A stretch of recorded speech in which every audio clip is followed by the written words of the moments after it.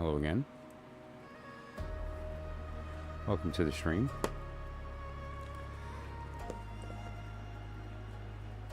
Looking forward to having a good night tonight. I have a lot of cool things I want to talk about. Some interesting stuff going on in the world, huh?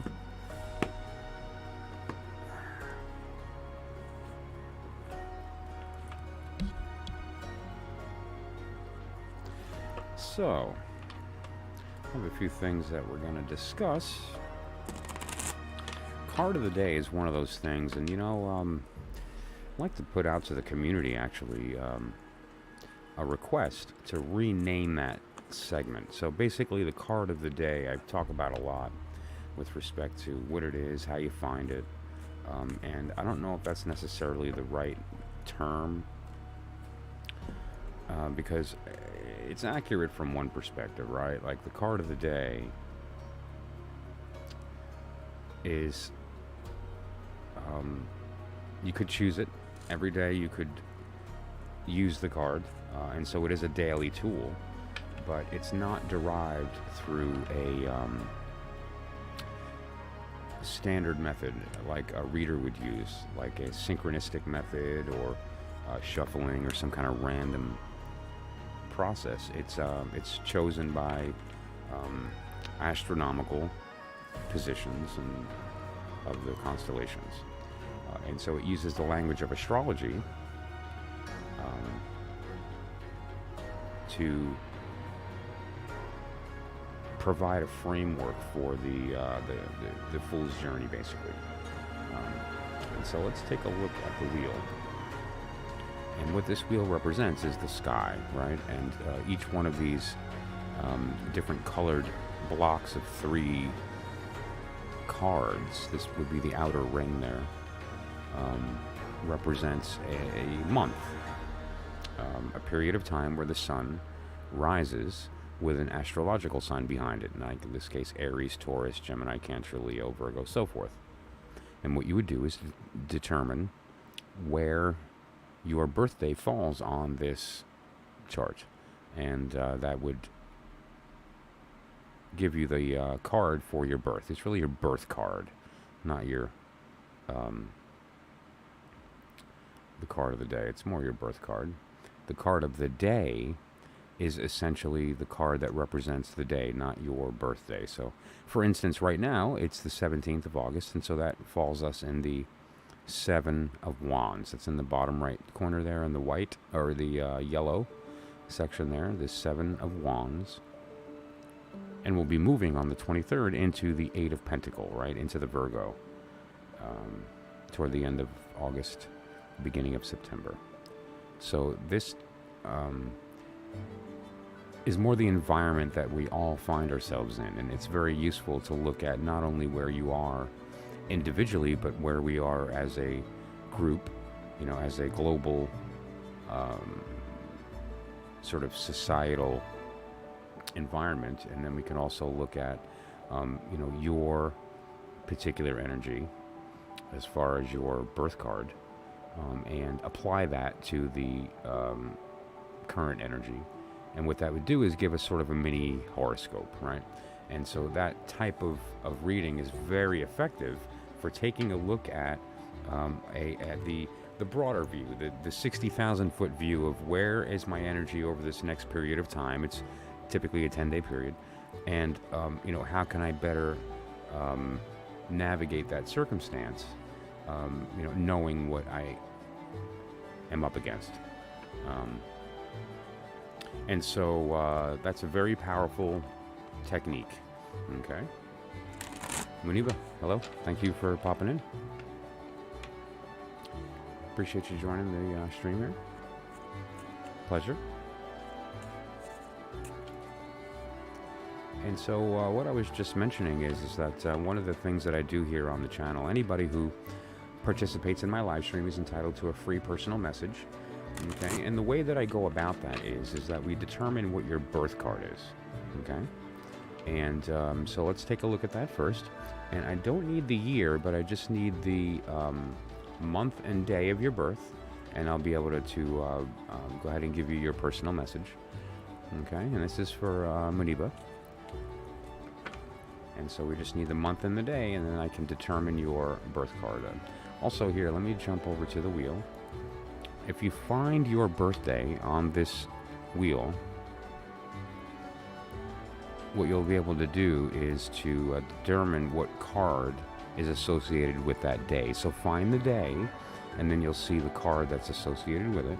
Or if you'd like me to find it for you, just let me know what your month and day of your birth is. Okay, there you go, December 4th. Okay, December 4th. So December 4th puts us at the 9 of Wands. Okay, 9 of Wands, not a bad card. I'll get to that in a sec. Okay, let's just clarify that. That is... Now, I just want to clarify, I am in America, and our dating system is sometimes different, and the standard that I'm used to is month, day, year. Okay, and so sometimes I might get confused. I get confused with the date, so I just want to make sure that this is December 4th and not April 12th. All right, because my system that I'm used to for dates is month, day, year. And sometimes I know it can be day, month, year. And so just to clarify, are we looking at December 4th or April 12th? Okay. And if you could just clarify that, then we'll find your card. Nandani, thank you for joining. I appreciate you popping into the stream. And like I was just saying to Muniba, anybody who joins my stream is entitled to a free personal message, and all I would require is your birthday. So I see you have February 27th. So we'll go to the wheel here. February 27th. Put you in the 8 of Cups, okay?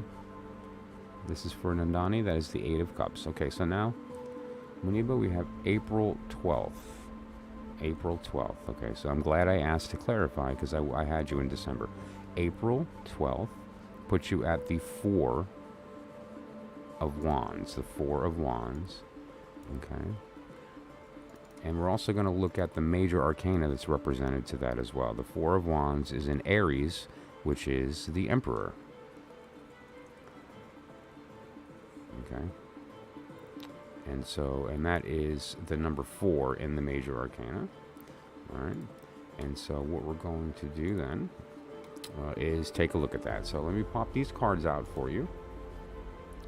And we're going to first be looking at your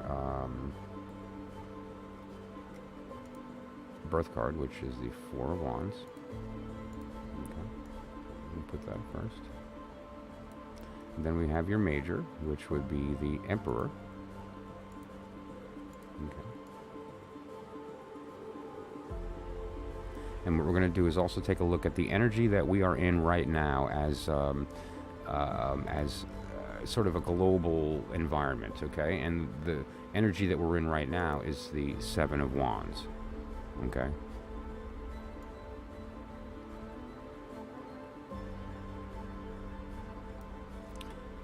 And so what we see here is the first card is representative of the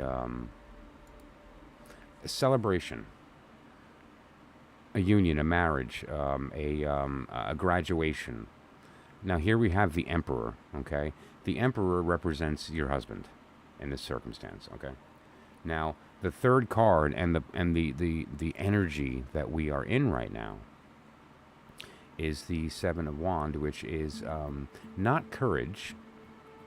Courageousness is acting in spite of fear, like being afraid and acting anyway, right? This is not courage. This is fearlessness. So you don't need courage because there is no fear. That's what the 7 of Wands means. So your husband is in that circumstance, okay? So based on your question, he is in a state of fearlessness with respect to that. Now, as far as relationships go, however, I would say that the And this is the energy of your birth. So it's important because this follows you throughout your life. The energy is positive and people have a good feeling about you. You are welcome. You bring them joy and they bring you joy. This is how you connect, generally speaking, in relationships. You're well received as a general statement. However, in this circumstance with him, I see there being a tension and him being in a very dominant position. And that dominant position puts you lower and could potentially cause some problems. Okay, so, I would say that maybe that you would require a little bit of advice on maybe potentially, as an example, like the mind, body, soul reading.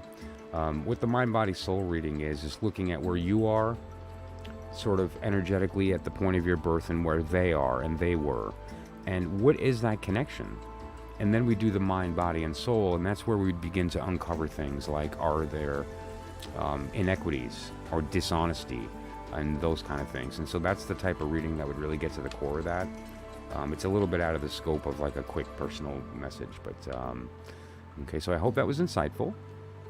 And keep in mind that this card is the same throughout your life. The Four of Wands is your birth card, and so you can use that as you move throughout things. Get other people's birthday, like your husband's birthday, and read those two cards together. Get the date of an event that you'd like to look for in the future and apply that with your birth card. These are very simple ways that you can apply the technique of this in order to gain some insight into certain circumstances, okay? So keep that in mind. And as we go through the evening, if you pop back into the stream, I can go through another question with you, okay? So just later on, if you'd like to pop back in, I'm happy to do that. And all I ask to anybody that if I'm able to help and you find value in what I'm doing, please like the video, consider commenting, and any donation at all is appreciated. I really mean that. Okay, so let's move on to Nandani, and I see February 27th of 94. Let's jump to the wheel. Okay.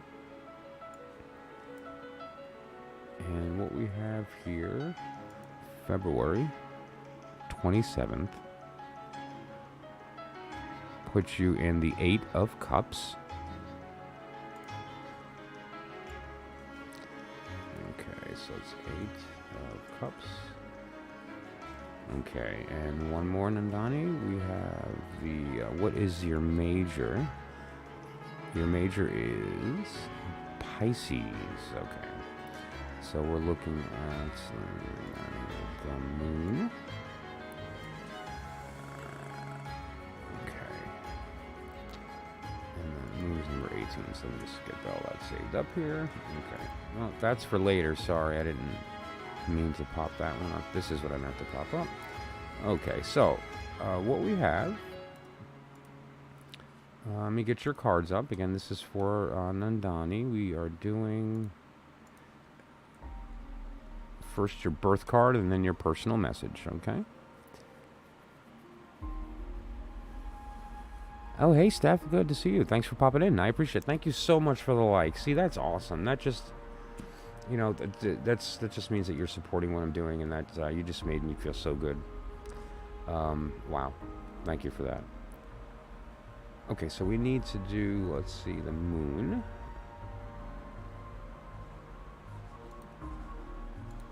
Okay, and that's going to be your major, and that's the basically the ruling energy of that period of time around your birth.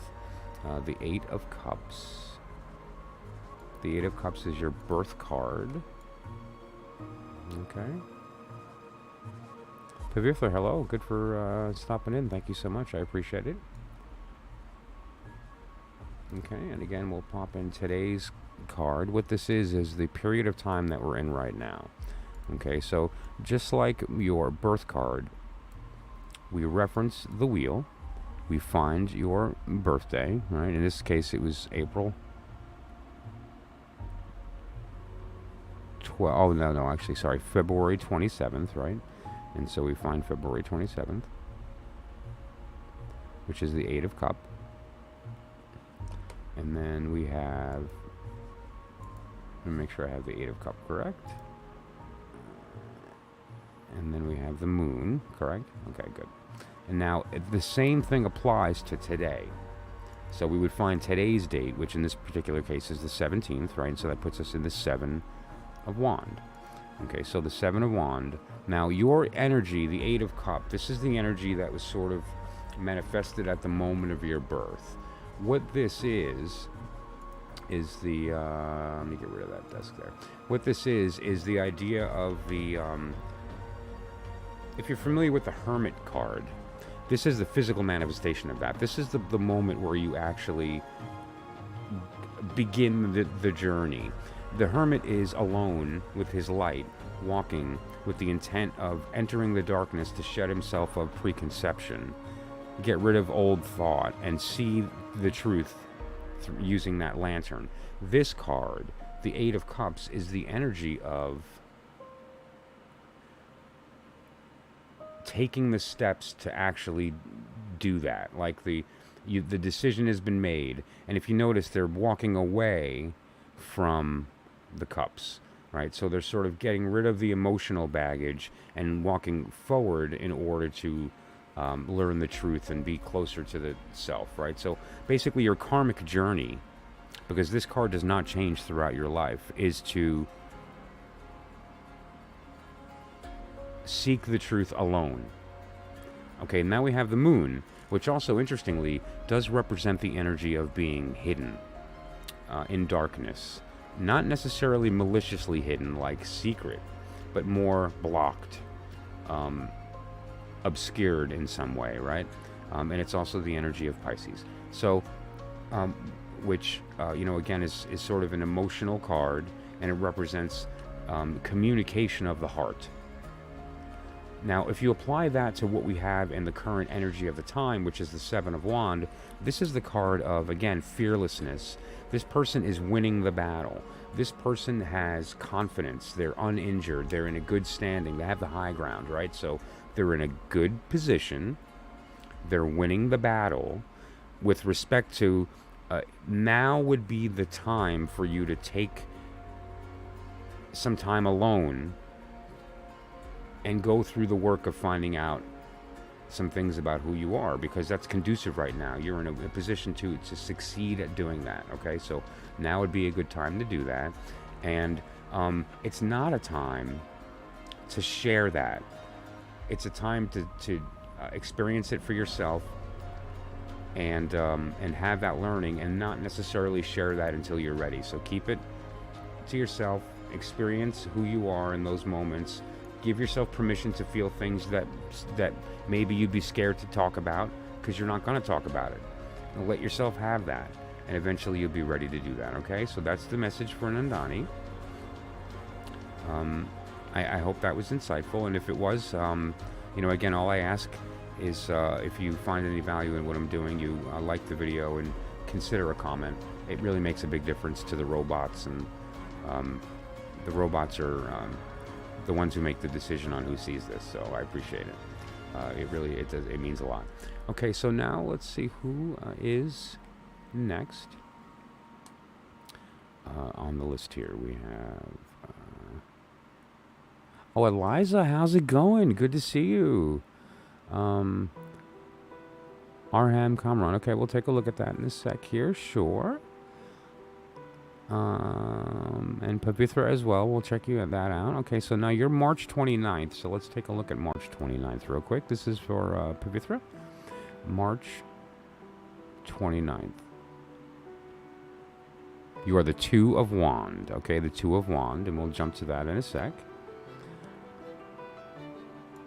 Okay, and so I'm just going to pull a quick card for Eliza real quick. And then I'm going to jump to Pavitra, and we'll give you your personal message, okay? So I'm just going to answer a quick question for Eliza, and then Pavitra, you're next for your personal message,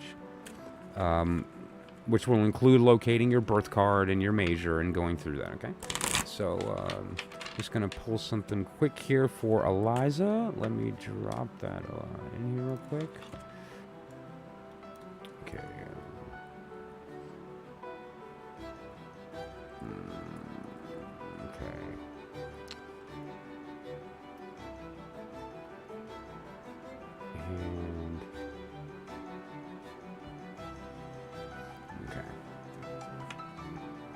Hello, Neha. Thank you for popping in on the stream.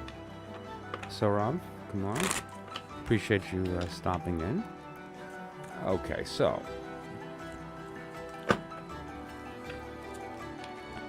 One more. Quite right. Okay, that's a little better.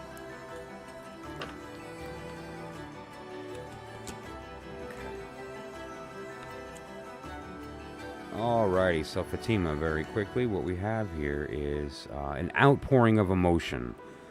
However, that is also in a place of like indecision. There seems to be this like idea of the you can't pin him down to an answer, you know, like he doesn't want to commit to an answer verbally.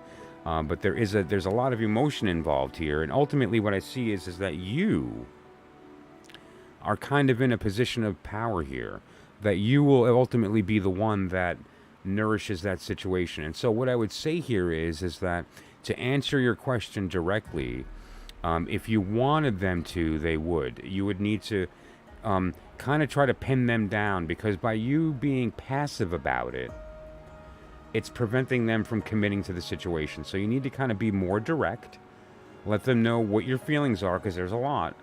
And there's something else going on there as well on their end, but they're confused and they're shy about speaking to you about it because you seem to be a little passive. And so I would say be a little more active about that. And there is an energy there for that to take place, because there is a dominance and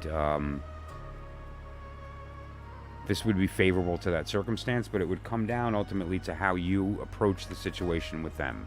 Okay, if you're going to remain passive, then no. But if you are more direct with what you're feeling and what you're looking for and want, then you actually have a possibility. Okay. Alrighty, so let's take a look here then for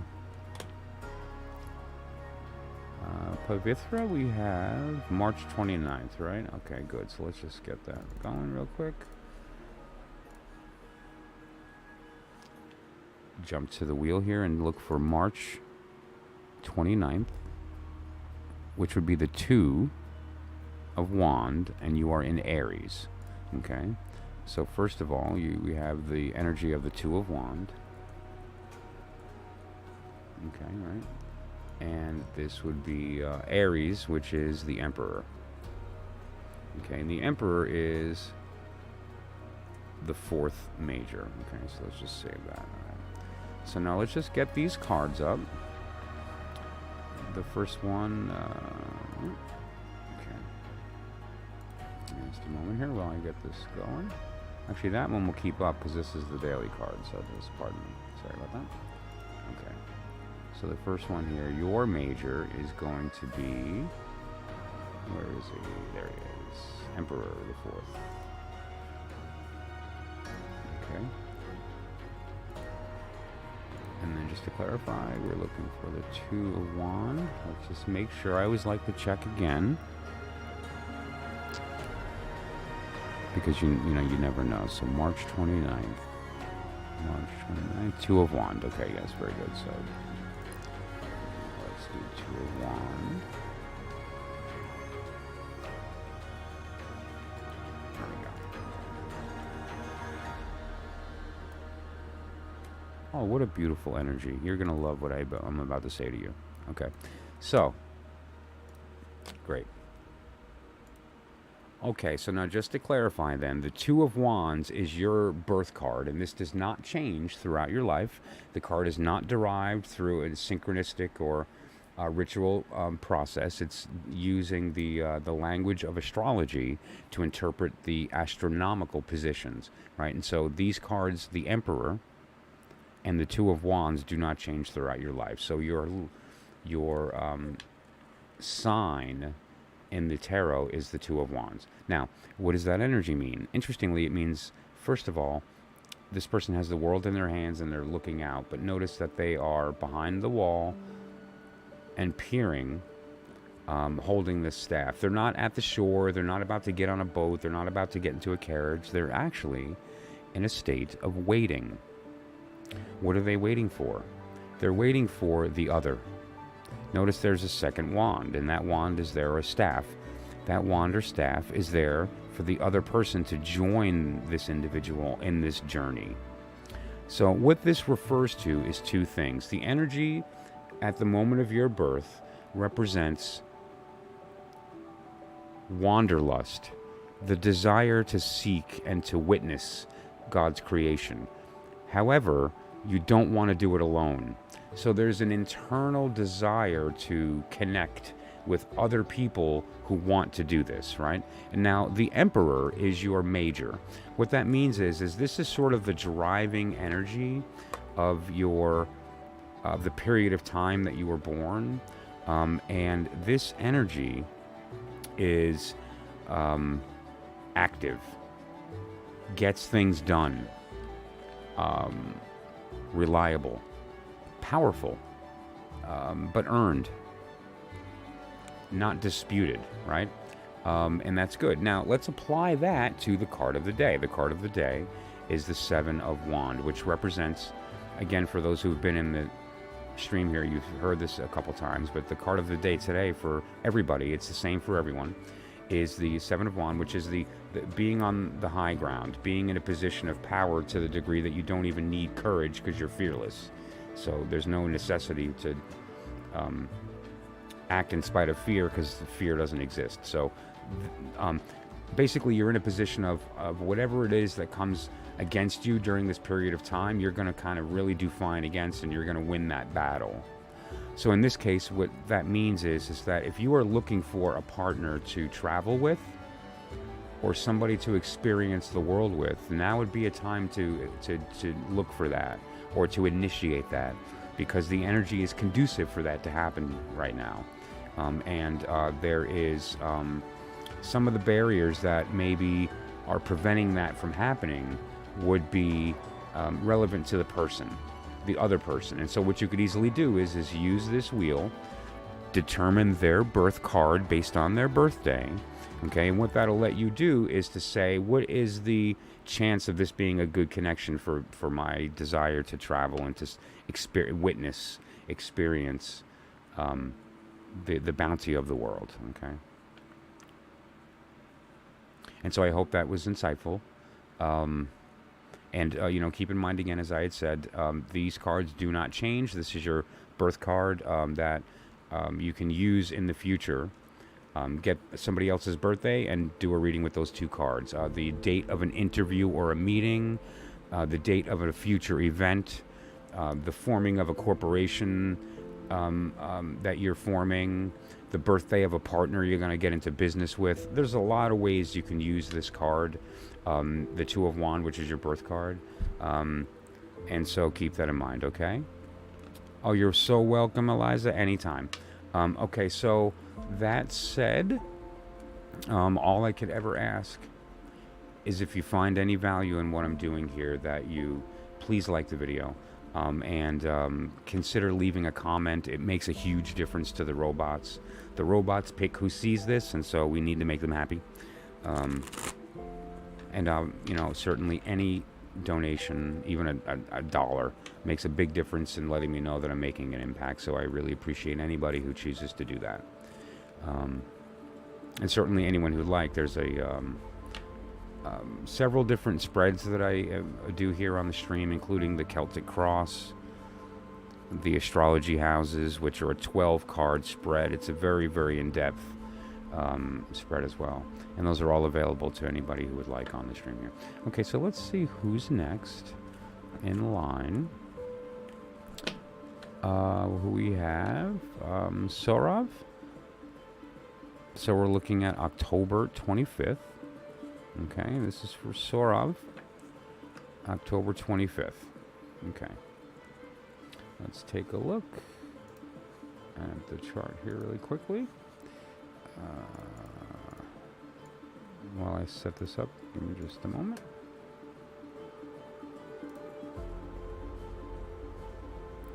Hello, Jenny. Thanks for popping in. You certainly can. Give me just a moment and we'll talk about that.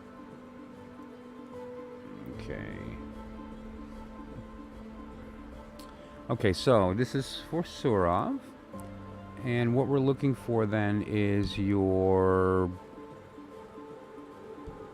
October 25th, right? So October 25th would be the Five of Cups. Okay, let me just type that out real quick. Five of Cups. Okay, and now in that period of time, let me just jump back here to the wheel, right? Five of Cups is Scorpio. Okay, so let me just type that out in one moment.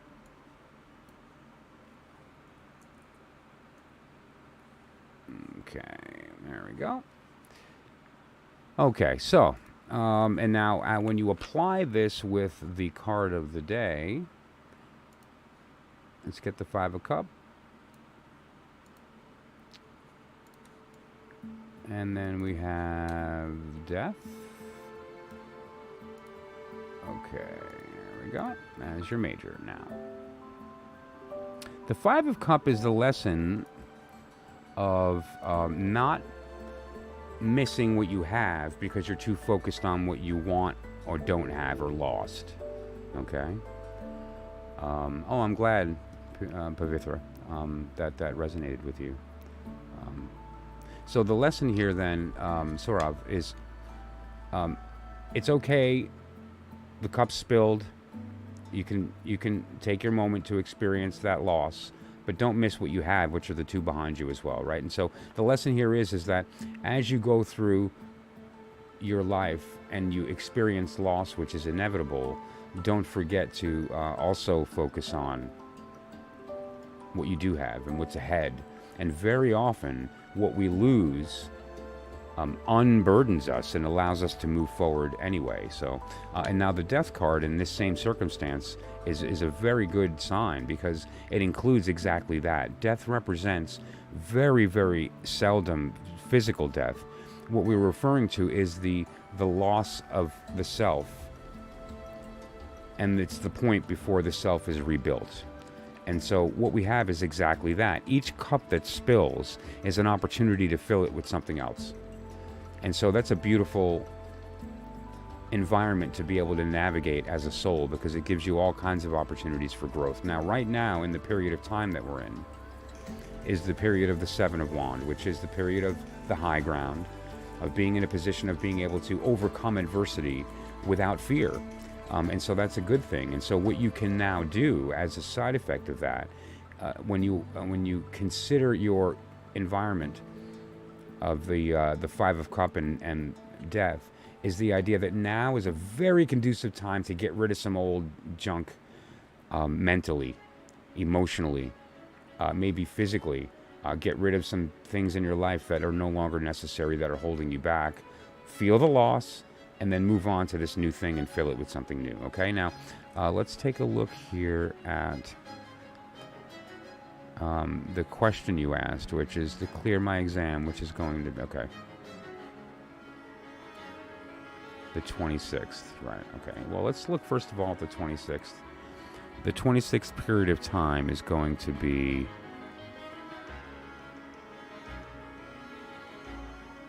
we're moving, okay, yep. Okay, the answer there, give me just a moment. The answer there is what you put in, you'll get out. The energy is very good, yes. There's actually, it's a positive move. The energy we're moving from and then into is conducive in your current circumstance, especially considering your personal affiliation with the Death card in this circumstance. The idea that the water aspect is what I'm referring to. That idea is what you put in is what you're going to get out. And so don't get lax. Stay focused on what needs to be done, and you're going to be fine. Okay? Absolutely. Okay, so let's jump to... yeah, Jenny, you said you were interested in a spread. Who was it who said they... Yes. And so let me jump... we have a couple of different spreads. I do, well, many more than I have listed, but I have the one card question. It's not a one-card answer. It's actually pretty in-depth, but it's a one-card question. The 3 card is the mind, body, and soul. This is the type of reading that refers to kind of where you were at the moment of your birth, where they are. It's kind of a love or connections reading. And then how that connection would manifest in your mind or mentally, your body or physically, and your spirit, your soul. And so that's a good way to get a connection, love type snapshot karmically. And it's really powerful. It's very enlightening. The past, present, future is pretty in-depth. It's basically a 9-card reading that looks at a certain question. So it's not general. You would ask me what you want to look at, okay? And then the Celtic cross and the astrology house are, well, the Celtic cross we're all familiar with. And the astrology house is a spread that utilizes the houses of the natal chart to determine the positions, and is also very in-depth. And there's various other spreads that I, as well, if there's anything in particular that you'd like me to read about, we may determine a spread that's effective. Okay. So in the meantime, Jenny, if you'd like, just let me know in the chat which particular spread you'd be interested in. And while you're doing that, I'm going to move on to Neha Modak. Okay. And so let's take a look here. 8th of September. So first thing we're going to do is look at the 8th of September. September 8th. September 8th is the 9 of Pentacle.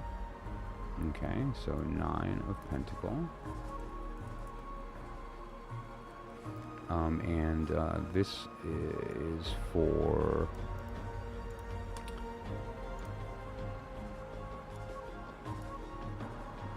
Neha. And the 9 of Pentacle is in the period of Virgo, which is the Hermit.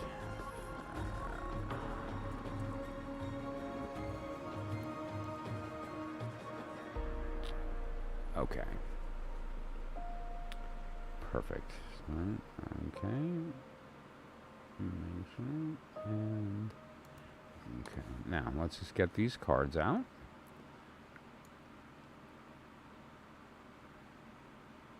First is the 9 of Pentacle.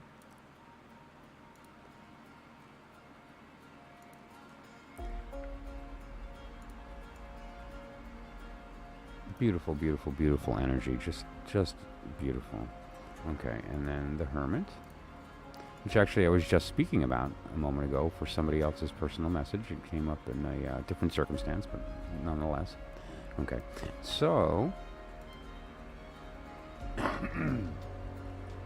what we're looking at here is the 9 of Pentacle is just a beautiful card, okay? This card represents the idea of bliss and entitlement, wealth, and all the things that come with that. This person is in such a good place that they can just nonchalantly walk through their garden with their bird and just love their life, right? There's no working, there's no stress or anxiety about things that need to be done. That's being handled. Like, this person is in a state of bliss. Now, however, that doesn't mean strictly that they're just super wealthy and so they want for nothing. This could also be a person who has the truth and has been shed of all this nonsense and is in a state of bliss from that, right? But we'll get to the heart of that. And then there's your major, which in this particular circumstance is the Hermit. And the Hermit represents a few things. First of all, the idea of enlightenment, right? The idea that the truth shines, but sometimes you have to seek it. And sometimes that seeking has to be done alone. The Hermit specifically also, since it's a major, implies that it's not talking about day-to-day reality. What it is speaking about is the internal the internal walk, the internal path, right? And so that is, in this case, at the moment you were born, the sort of shape, the karmic silhouette, is the idea of being in a state of bliss, content. And the hermit represents the idea that you do not require attention for spiritual gain. And ultimately, you seem to be the happiest and most yourself when alone. Now, the card of the day, or the period of time that we're in right now, is the Seven of Wands, right? So you're on the high ground. You're in the positive standing. You're going to come out uninjured. You're winning the battle, so to speak. You're going to be able to plow right through with these things that get in your way, and that is particularly your worldview. And so the message here of these three are, you are in a state right now of not allowing people in, because you don't want them to damage this sort of peaceful bubble that you've created for yourself. And you don't want them to pop that bubble, right? Like, you don't want to leave the fantasy. And as long as you don't let people in, then you don't have to worry about that. And so that's going to maybe for the next period of time cause you a little bit of loneliness. And that's self-inflicted. You can let go and allow that energy to flow by letting people in. And as the energy changes, that's going to happen. We're going to be moving into the sun from Mars. If we look right now at the wheel, we're in the period of Mars. On the bottom right in the yellow, we're moving from the Seven of Wands into the Eight of Pentacle. That's from Mars into the sun.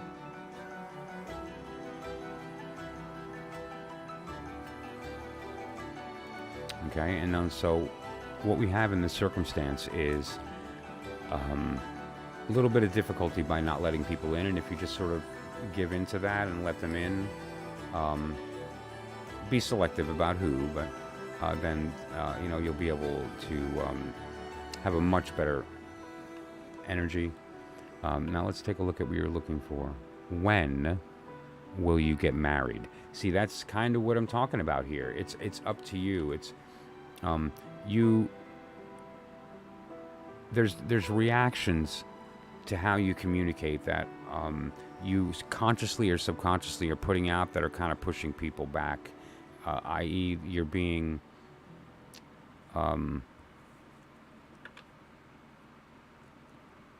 reclusive because you don't want people to affect this kind of belief. And so you may bump into people that have different ideas, and you should entertain that. Or you should maybe entertain the idea of perhaps taking the time to work through the hermit. Now actually wouldn't be a bad time. It's conducive right now to doing that. And so I would say that, right now you should maybe focus on yourself.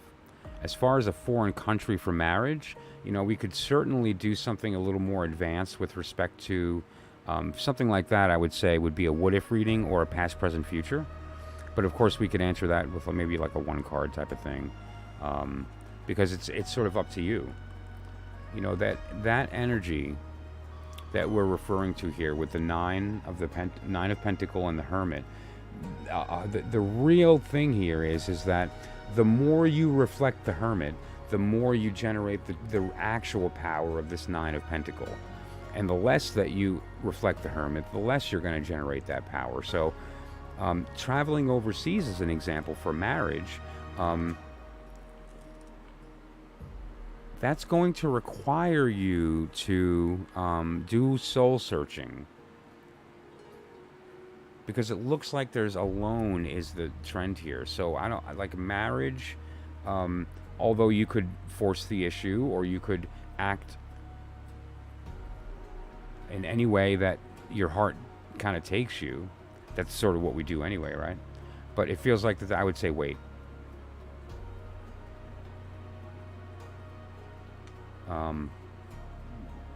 Okay, let's see here. SK, thanks for popping in. Jenny as well, if you'd like to participate, just pop your birthday into the chat, month and day. and I'll find the birth card and go from there.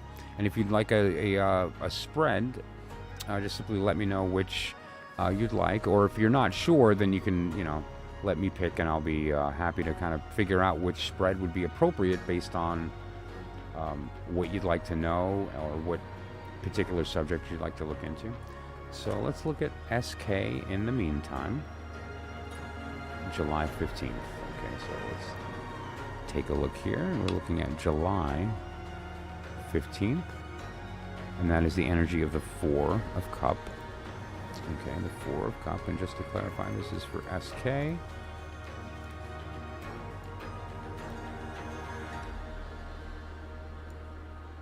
Okay, this is the Four of Cup. Okay.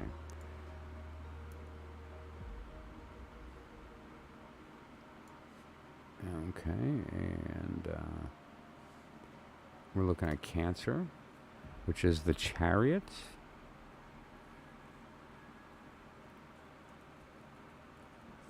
Okay. And here we go. Okay, so let me pop these cards out and we'll go from there. So, Chariot.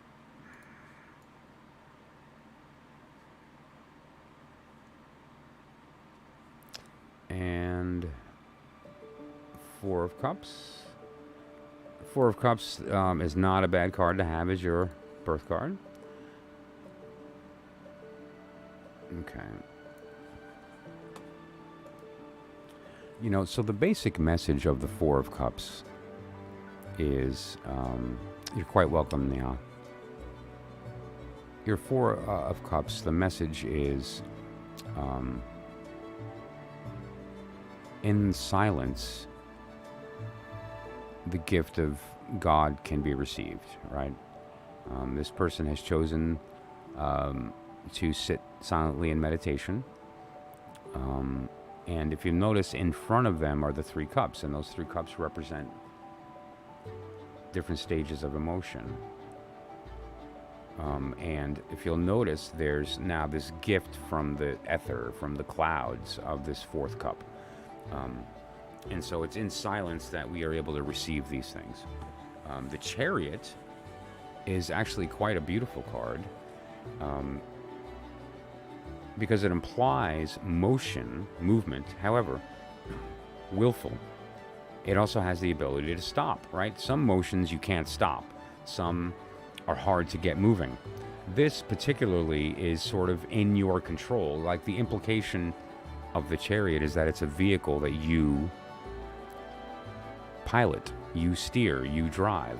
So the Chariot is a very good card because it implies the ability to extend one's will on the world, to do what you want in the world, and to have that strength.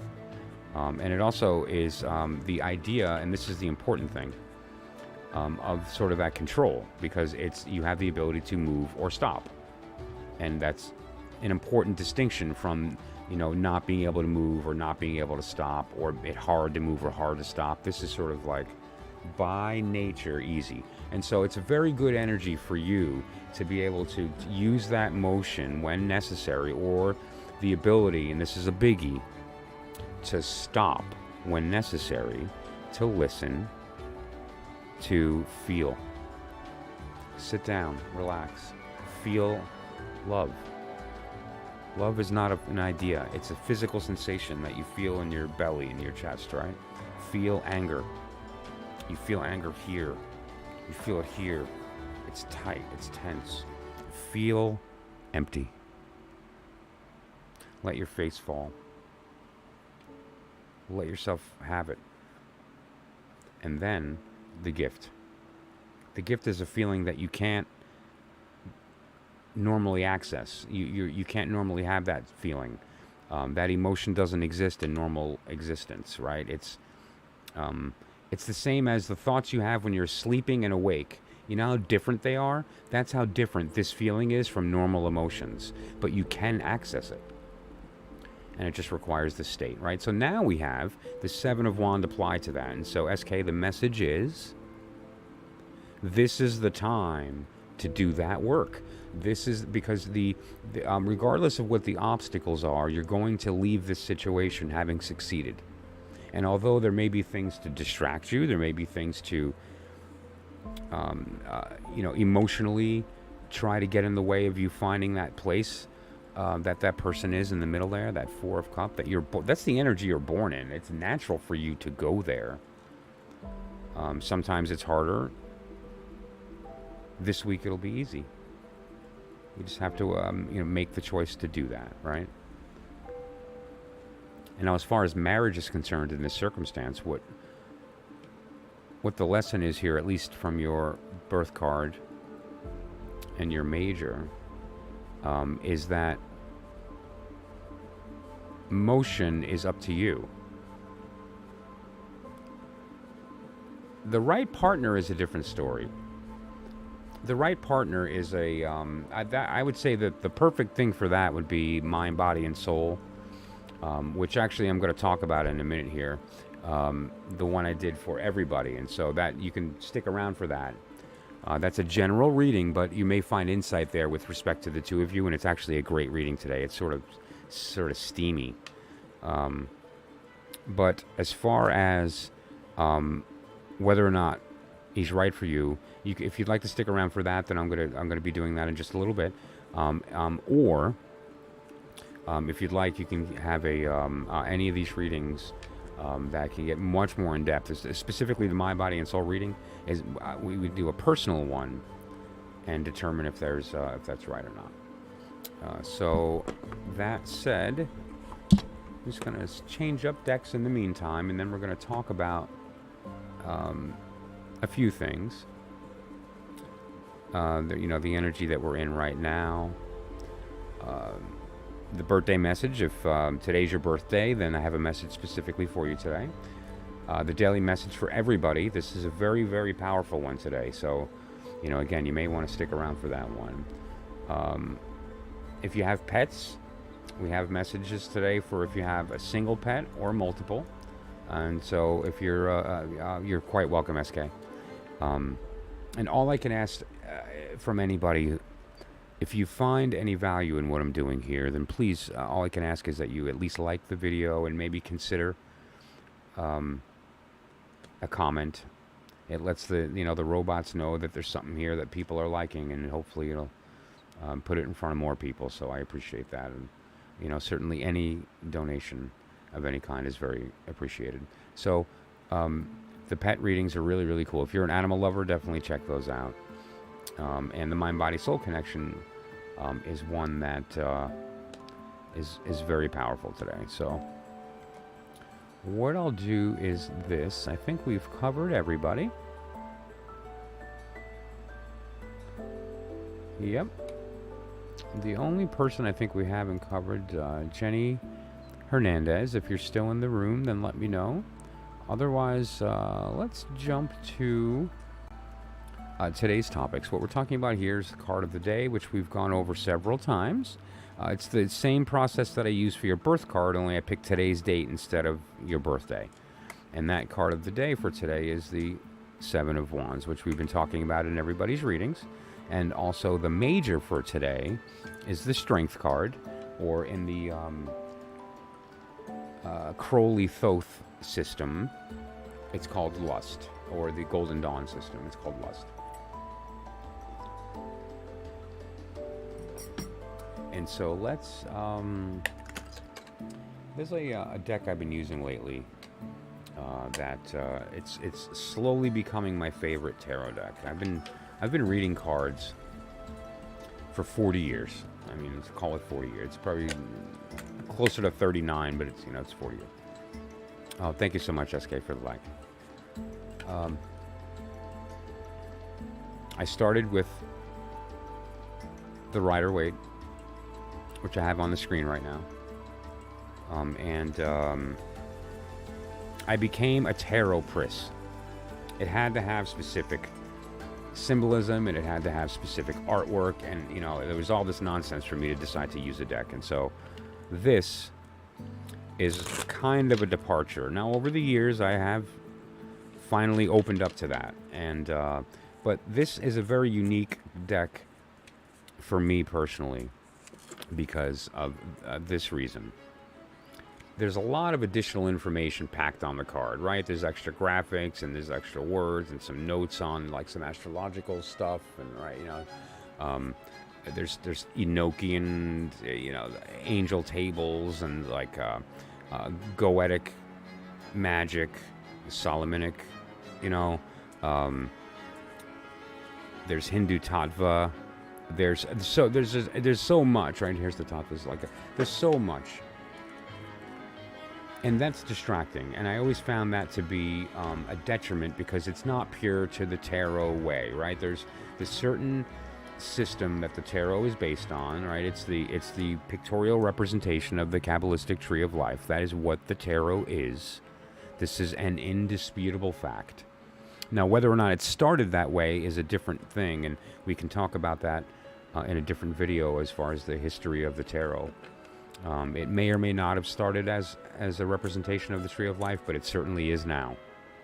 But that said, I've somehow grown to appreciate this information in such a degree that when I saw this deck first online, first of all, I'm a huge fan of Lon Milo Duquette, who is the individual who did this deck.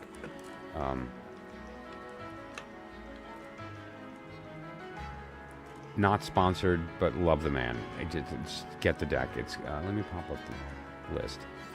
It's called, it's toward the bottom there, Tarot of Ceremonial Magic. Duquette, his name is Lon Milo Duquette. Just look it up, buy the deck. You will benefit. Now, so the symbolism is so intense. Elisa, hello. Thanks for popping in. Sure. So we have a couple of different types of reading now. We have anybody who participates in my stream is entitled to a free personal message, or I have multiple spreads that have varying degrees of subject matter. So a good love reading would be the mind, body, soul. We can certainly do something more advanced, but generally a mind, body, soul reading, it tells you it's a where you are, how you're feeling, where they are, how they're feeling, and how this union, well, first of all, will it even work? How will it affect your mind? How does it affect and manifest in your body and your soul? And it's very insightful in respect to particular connections, and the sort of the karmic snapshot, the silhouette of the moment you were born, the moment they were born, but not based on birthday. It's deeper than that. And then, if you were to combine those two silhouettes, what is that shape? Is it pretty? Is it ugly? Right. So that would be the mind, body, soul reading. And so just let me know, Lisa, whichever one you'd like. And in the meantime, pop your month and day of your birth in the chat, and I'll find your birth card. Or you can locate, if you don't want to put it in the chat, locate your birthday around the wheel here and let me know what card, and then I'll grab that card and we can look at your personal message in the meantime.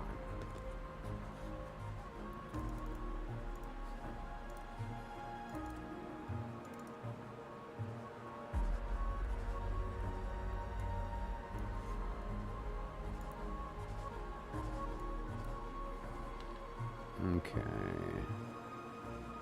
March 1st.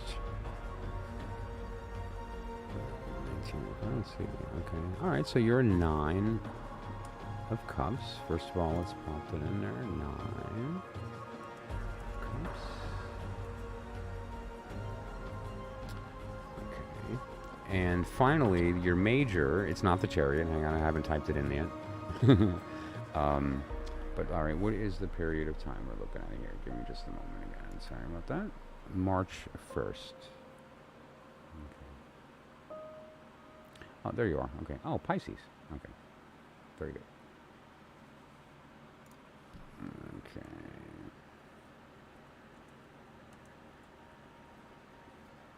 All right, there we go. There it is. Okay.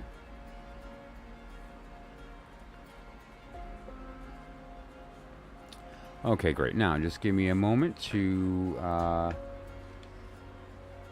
switch over some cards here. Okay, first of all, Nine of Cups. Okay. And the final one is the Moon. Okay, the Moon. Love that card. Love it.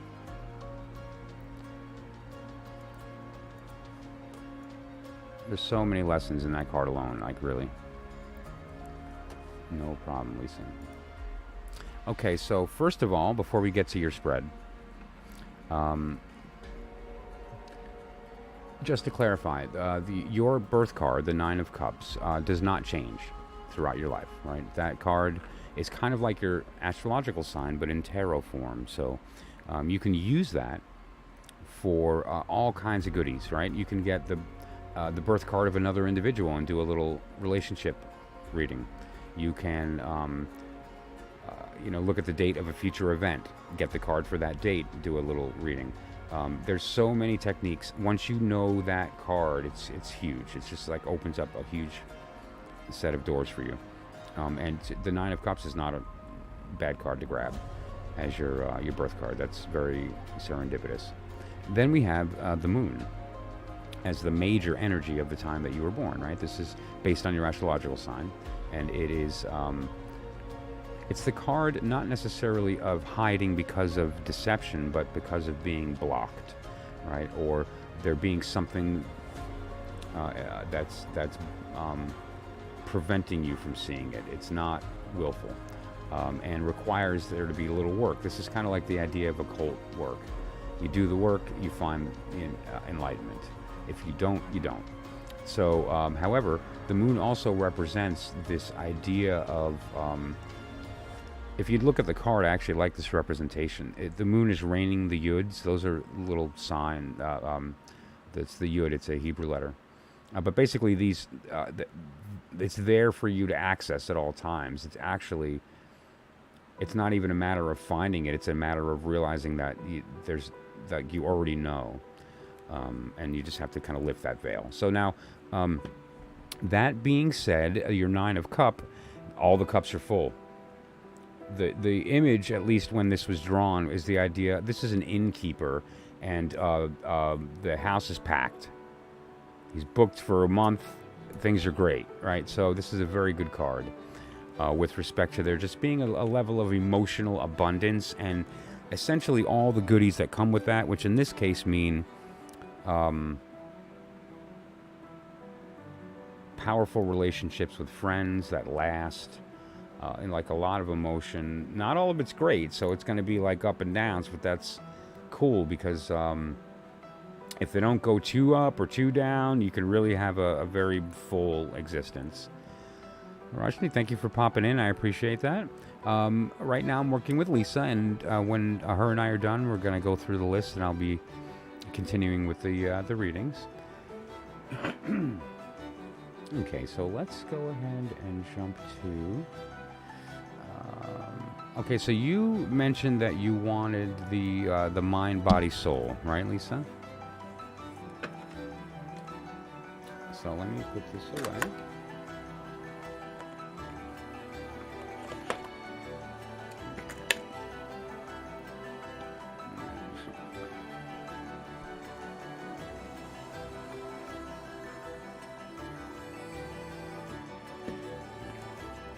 Alrighty. I'm just going to shuffle this in the meantime.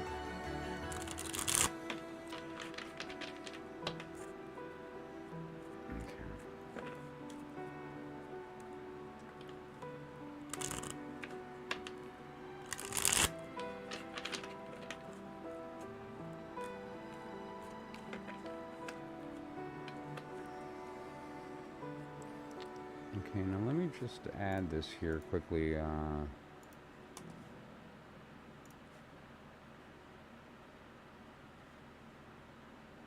To the page here. This is the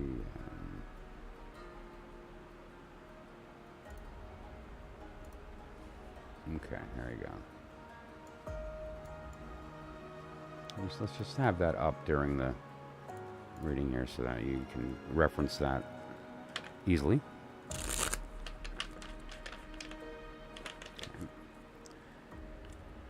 Okay, so mind, body, soul.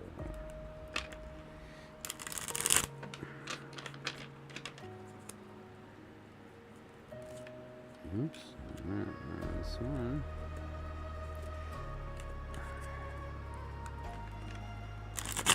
Now, incidentally, Lisa, how did you find me tonight? And this goes for everybody who's present in the chat right now. Did you search, for like live tarot, or did you use a certain keyword, or like, what was the method of finding me?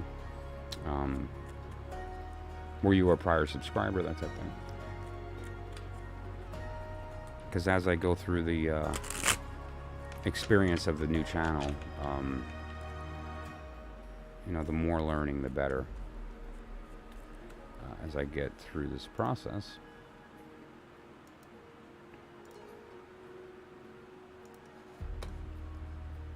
Cool. Okay, awesome. Alright. Okay.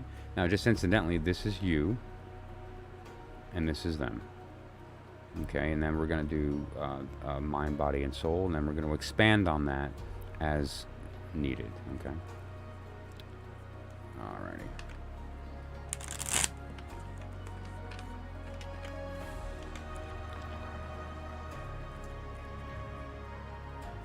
This is your mind.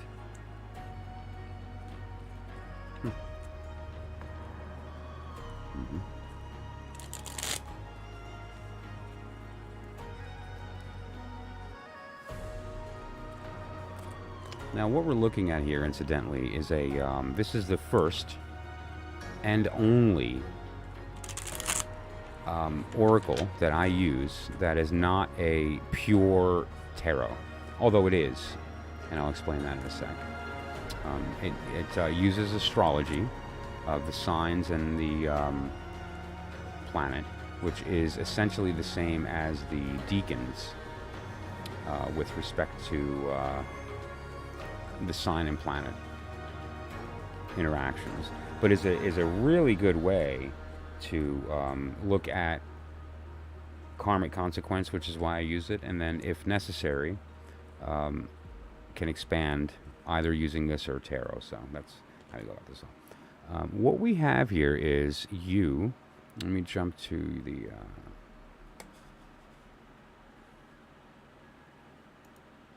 correct screen here. There we go. Sorry about that. Okay. What we have here is you, him, your mind, body, and soul. Okay, so now let's flip to the desk here and zoom in on that. The energy that we're looking at with respect to you and how you're feeling about the situation right now, how you're feeling about connections with people or a particular person, is the moon in Scorpio. Now, the word that they chose to use for this is power, and that's not a bad word. Scorpio has power. Oftentimes, though, that power has to do with like a domination, like a... well, Scorpios have the ability to sting, but they also, there's an important part about that too. Scorpios also have the ability to kind of have layers emotionally, and part of that power is what they reveal and when. And some of the sharpest tools, weapons that the Scorpio has in this circumstance is knowing when to do that, and that can really take control of somebody's feelings, and that can definitely influence their actions. In fact, it's a very, very powerful way that media and these other machines use that same technique. But now, in this case, though, that power comes from your ability to know and decide what and when you're going to reveal certain parts of yourself, and or none. But you seem to have in respect to connections with other people, not individually, but specifically within respect to your communication, with how you connect with people, you have a lot of control over what you reveal, and there's a calculating nature to that. Okay, now this is them. We have Jupiter in Gemini. This is really fun. Okay, Jupiter is the idea of somebody who is charming, right? They kind of know how to talk. They're liked. They're popular with certain people just because of the way they come off. Jupiters are easily approachable, right? They're friendly. But we have Gemini. Gemini is in this particular case two-faced, meaning that the friendly's fake. That attitude is really just it's the game they play. You know how you play with emotions and what you reveal as your power? Their power is seeming friendly and wow, I really care. So just be aware of that. That sometimes somebody can sort of seem like they're giving you too much, right? They're like being a little too friendly. You got to worry about that. Just be aware of that. Now, but and that's going to make a little bit more connection when we get to the mind, body, and soul portion of this, so which we're going to do right now. And let me zoom in on the desk again for you. Jupiter in Libra, negotiation. Jupiter in Libra. Okay, now this is your mind, body, and soul. So we're talking about the mind. The mind reading in this particular circumstance is you have that Jupiter again, but now you have Libra. So as opposed to them having Jupiter in Gemini, which is a selfish act, you have Jupiter in Libra, which is an act of using your power, your ability to make everyone happy, to find that middle ground that everyone's going to kind of feel like they got what they wanted, right? You are always thinking of it from everyone's angle. So mentally, the energy is one of able to hold many different ideas at once without attaching to any one individual idea until it's time that you've done the weighing and you found that middle and said, okay, this is the best course of action, right? So that's how your mind works. And when it comes to relationships, you have something here which is can actually lead to indecision, like, oh gee, should I this or should I that, should I this? And there's that kind of, because the Jupiter, again, there's always this idea of wanting them to be happy and be liked, be seen, and mentally when it comes to connections, that could be an issue here. And so don't play too much about what you reveal. Essentially, the more you put out of your true self, the more you wind up attracting what likes the true you, right? And that kind of seems like it's a better game than putting something out and then attracting somebody that likes that instead of, the real you. Mahesh, thanks for popping in.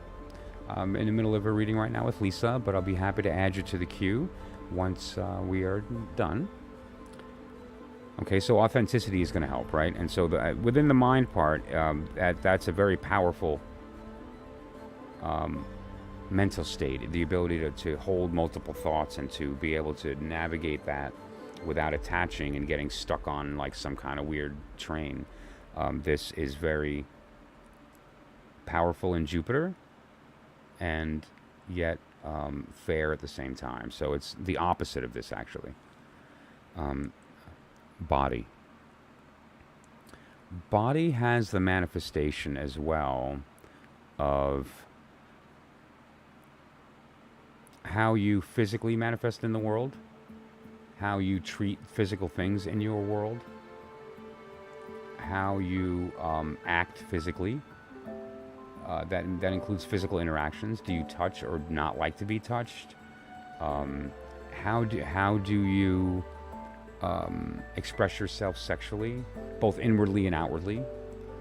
And so what we see here is Mercury in Scorpio. Now, this is interesting because Mercury in Scorpio, the term they use is extremism, but another term for that, and I think this is really great, is that utilizing the power of the mind lets you explore the body more, is what I'm getting at. And in this particular circumstance, you're able to hold a lot of ideas. And that also, because of this nature in the mind of being the Jupiter, that means that you would be sort of a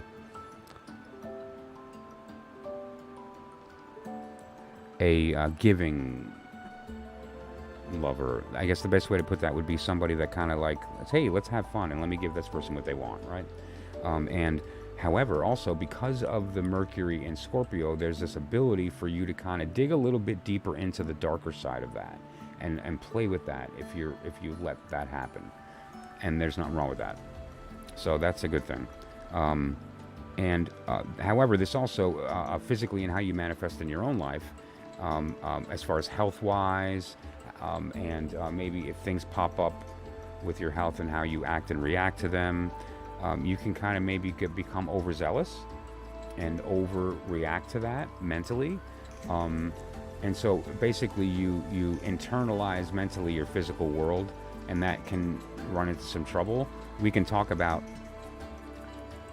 if you'd like, how to navigate that a little better. And now the soul and spirit side. And we'll get to the question and answer portion after I kind of go through the description. And now we have the soul portion, which more Jupiter in Leo. Look at me. Look at you. Look at us.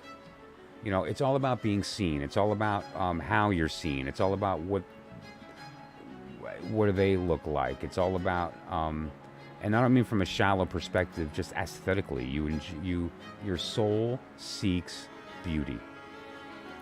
You love art. Maybe not as a subject, but you love to look at it.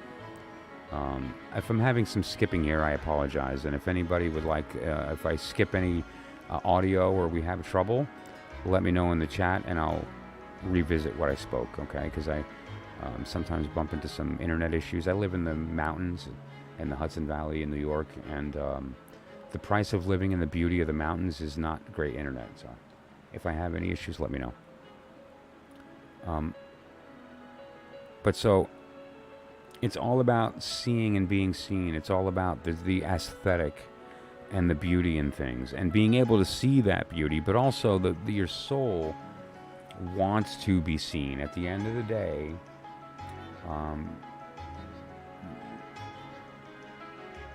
the moon in Scorpio is kind of like the layer, and it's kind of like the layers wanting to burst, right? And so this whole idea of that is, how can I make this person feel better about themselves? How can I make this person feel empowered, right? How can I make this person feel beautiful? And a good portion of the work that you do is related to you wanting to make them look good, and at the same time benefit from that. Okay. Let's take a look here at how the stream is doing, because it looks like I might be having some skipping. Okay, YouTube says I'm doing fine, but my streaming software says I'm not. So if there's a trouble, Lisa, let me know. And if not, then I'll just continue.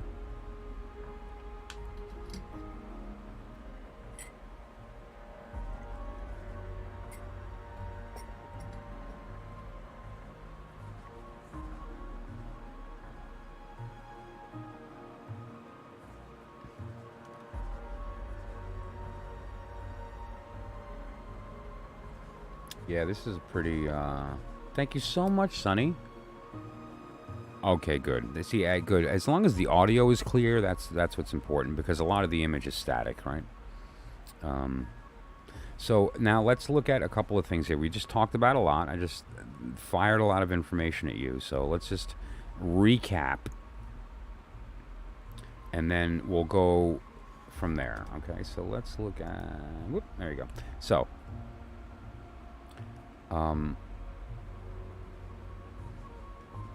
how this interaction takes place right here is, the idea that I don't see 100% of a great connection if you hide too much.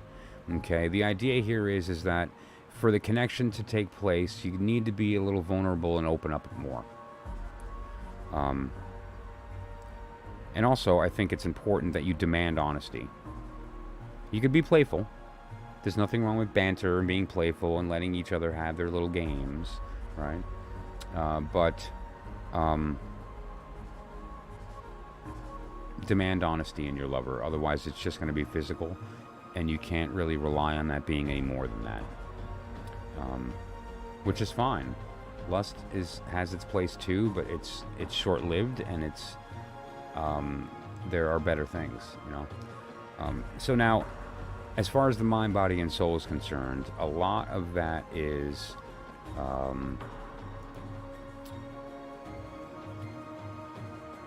we can expand on. So if there's anything in particular that you want to expand on, let me know. Otherwise, we can look at some of the connections individually and go from there. So just before I go any further, do you have any particular specific questions about anything I've already covered?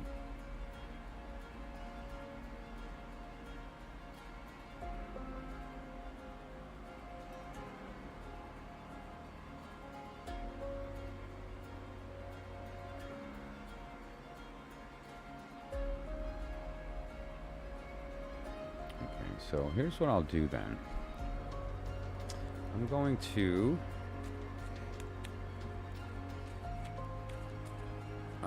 try to find some additional connections. Let me just jump here. Okay, I would like to know if the lover in my mind is related to this reading. Okay, that's a great question. Okay. Yep. Tell you what, I'm not going to use this deck for that question. I'm going to keep this here because I want what I want is, there we go, to keep these cards unique to this setup here and how we interact after that. And so I'm going to use tarot to answer that question. And I'm going to use the Lan Malo Duquette tarot of ceremonial magic as the tool to do that. Okay, so the question is, there's somebody on your mind. There's you have a target of interest, and you want to know, is that the person coming up in this reading? So let's find out.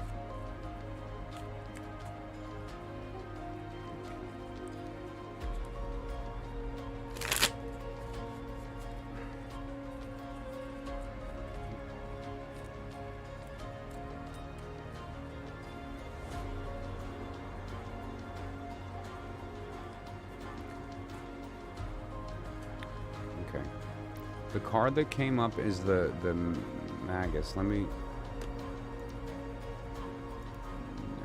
we go. Yeah, wow, I'm getting some serious lag, man. Okay. And I wonder why. I was having a good stream for a while. All right, so probably a bandwidth thing. There we go. Okay. Okay, so the Magus. Now, so basically, yes.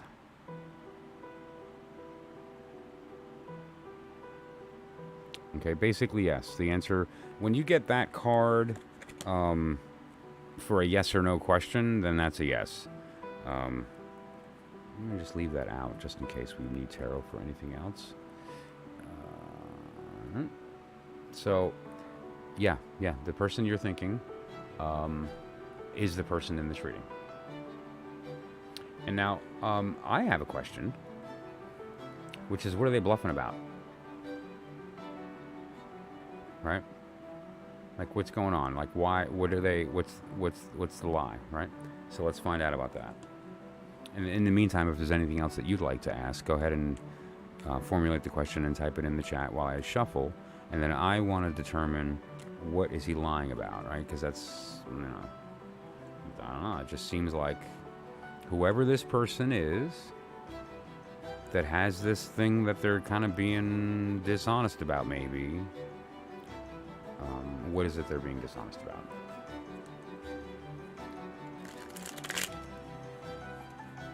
And why, right?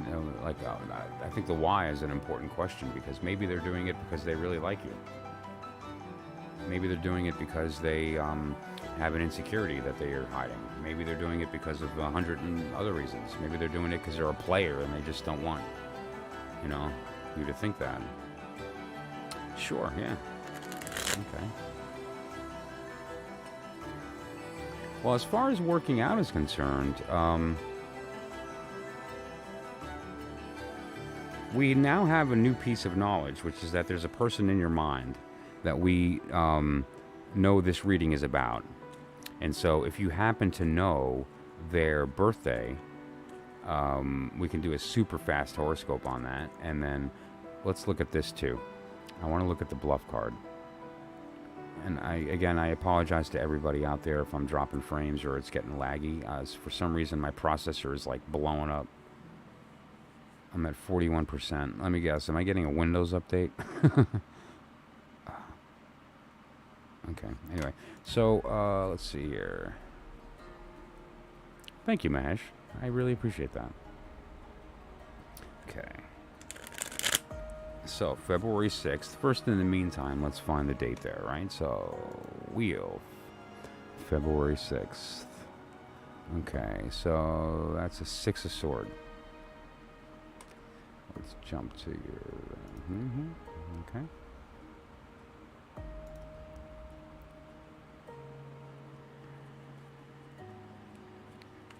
Actually, well, what would be the plus place to do that? There we go. This is the best place. So now let's look at get rid of 7 of Wands, 6 of Swords.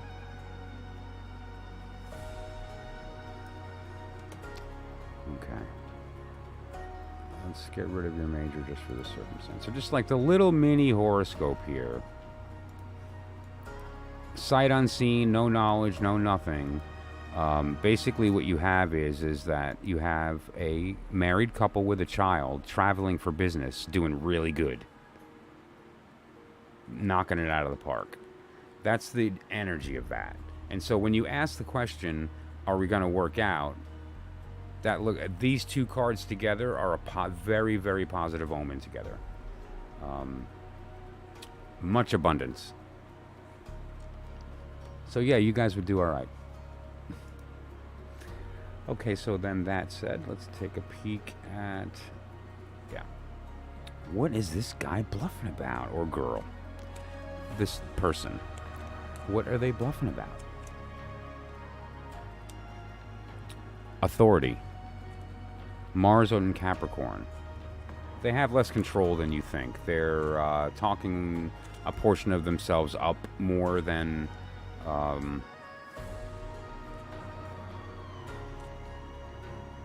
is true. There's a part of them that they're not being honest about. That is somehow they've gotten away with people not realizing that they don't actually have that level of experience or expertise, or they haven't done the thing they claim they've done. Like it's that type of thing. As well, it's kind of a thing that some people even, there's something about their personality, a hobby, a thing they're known for, a kind of a thing that they talk about probably more than they should, because there's a portion of that they're not being honest about. There's a portion of that they kind of embellish, but again, somehow they've managed to dodge getting caught. The idea of this too is It's like an activity, like a sport, or something like that. It's an activity. It's definitely, yeah. Man. Okay, so what else did I wanted to know? There was a few things here.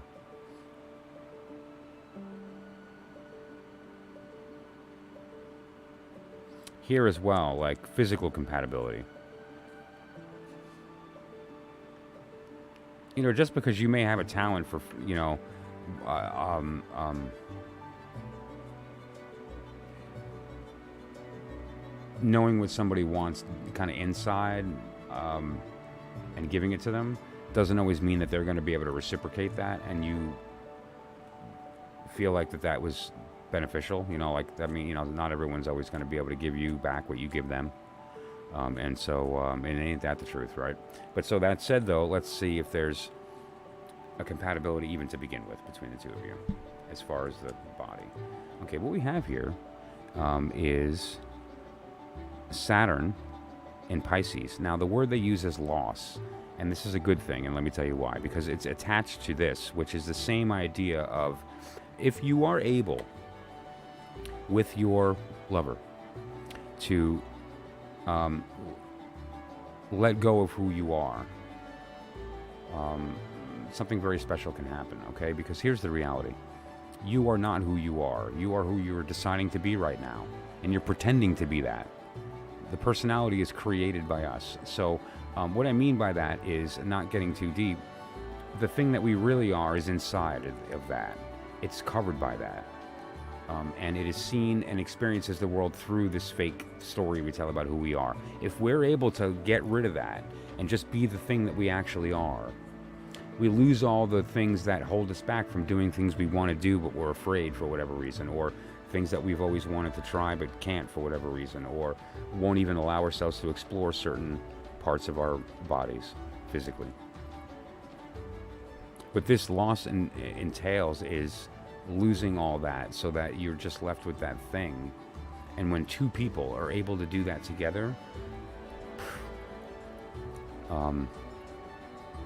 and so, right, that,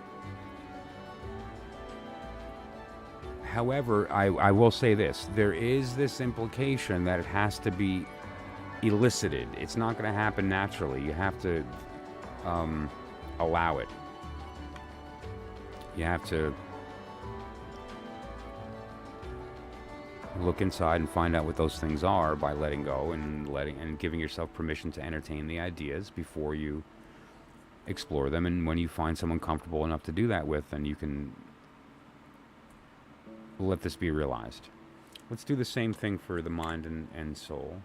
I'm going to do the soul first, because this idea of the being seen and you wanting everyone to look good and them wanting,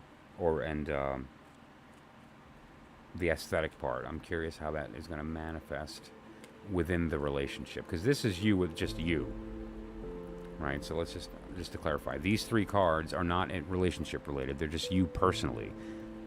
The connection is going to determine the relationship, right? So then we're going to do the same thing for soul. And how is this connection going to manifest spiritually for you in this idea of seeing and being seen? Now, this convention refers to the box, being put in the box and not wanting to leave that, and looking like this other person has this idea of not wanting to look bad, wanting to kind of maintain status quo publicly. You, on the other hand, don't. You want to be seen. You want to see. You want to reflect the truth. That they don't. So that's okay, because the reality is you're both right. How you reflect your personality to the world is so personal and intimate, and you can't judge another person's method of going about that, right? And how they choose to express themselves. It's so personal. But yeah, okay. And now, so let's look at the mind here and how you two will connect mentally. Are they the type that will abuse the fact that you're sort of a giver that's magnanimous and wants to make them feel good? Although, don't forget, there is that sort of manipulative side with respect to you know, what you share, and kind of using that as a way of control in a way. But let's see.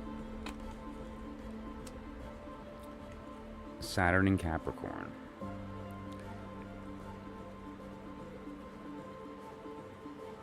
Really good conversation. You seem to agree on a lot of stuff. Like, it seems like it's easy for you to talk. And more specifically, there seems to be a comfort in speaking about personal stuff. Like, you can get deep with this person.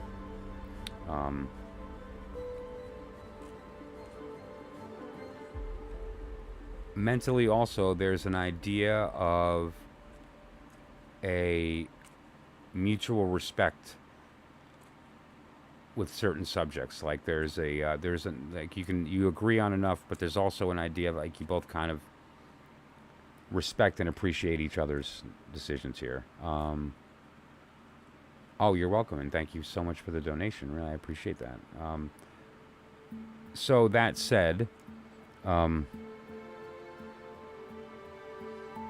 it's very positive on the mental front. Like, you two are going to have conversations. It's not going to be too much arguing, and when the arguing happens, it's going to be practical.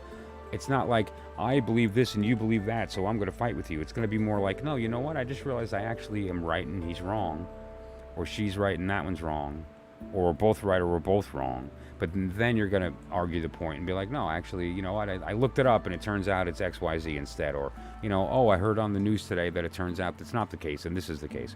It's that kind of argument. Like, it seems like it's very easy flow of communication.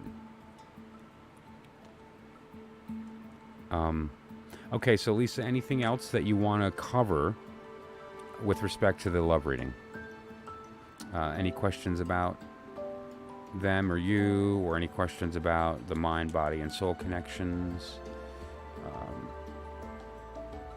Otherwise, we'll call it done.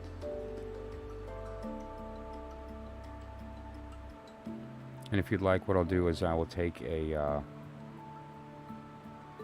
screenshot of, let me zoom in on the desk here. Okay, and let me separate these so that you can see the signs on the bottom. Because again, each card has a sign and a planet. Alright, so you have Moon and Mercury and so forth. Okay, and so let me just separate these.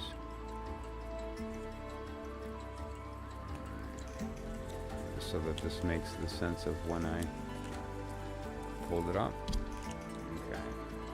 Alright, so this is the mind, body, and soul. Let me just grab a screen. Okay. And then we have, what are they lying about?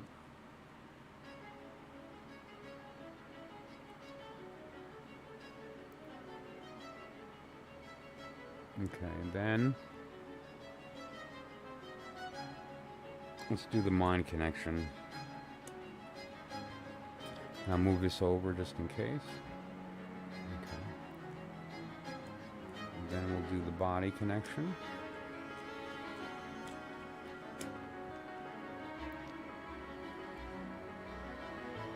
Okay, and then we'll do so. Okay. Great. Alrighty. Thank you so much, Lisa. I appreciate that. I love that spread. That's a great spread. That's my spread. I developed it over 40 years of doing readings with clients and doing different kinds of spreads related to relationships, and have honed that down to a science with how I communicate with that energy to that. That reading is really, that's a biggie for me. My clients all ask for it every time. Like, oh, I want you to do that one again. And so I have no problem with that. Okay, let me put this away. And again, Lisa, thank you so much. And all I could ever ask is that you like and consider commenting on the video. The robots decide who sees me, and the robots read comments. So, yeah, it makes a difference, and I really appreciate it. Okay, so there's...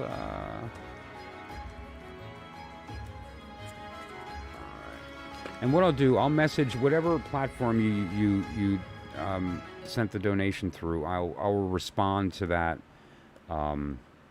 with the screenshots. Okay, so you'll have that. And I typically leave my live streams up on YouTube. If you want to reference this reading, go ahead and do that. Or invite anyone else to kind of look through it. I encourage you to do that. I think we're very lucky that we have this technology, because years ago, again, I'm reading cards for, a very long time. Decades, 30 some odd years, like professionally, 40 years, in study. That said, the most I used to be able to do is like just write I have horrible handwriting, so that was bad. Write notes or, have a tape recorder. And so it was very hard for people to go back and look at readings that I had done, rewind and fast forward and on a tape deck, so to be able to just jump in the video, how cool is that? To be able to jump between portions of the reading. Okay, so let's do this. Let's just roll back here. Let's see who else is in the room. If you are still in the room, Roshni, Mahesh, Sunny, Newton, what's up? Okay. So, yeah. Okay, and actually, I'm going to close the list because I'm getting kind of tired, so it's going to be those four. Okay, here's the list in order, and if you're not in the room, then we'll jump to the next one. So first is Roshni, looks like, I believe. Did I get that correct? Okay, then we have Mahesh, and then we have Sunny,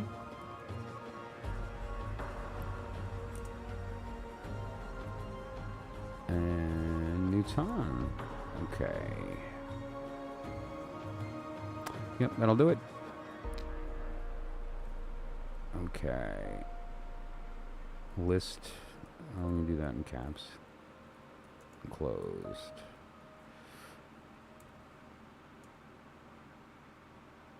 Okay, great. So let me just pin this, and we're good to go. Okay, great. So now let's look at Roshni. Roshni, if you are in the room, just let's see. Roshni, November 20th. Okay, November.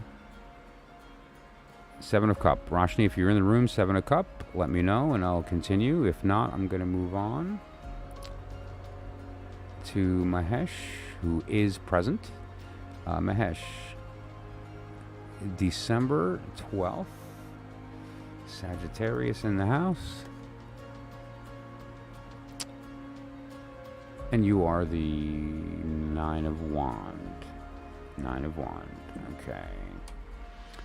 Last chance, Roshni.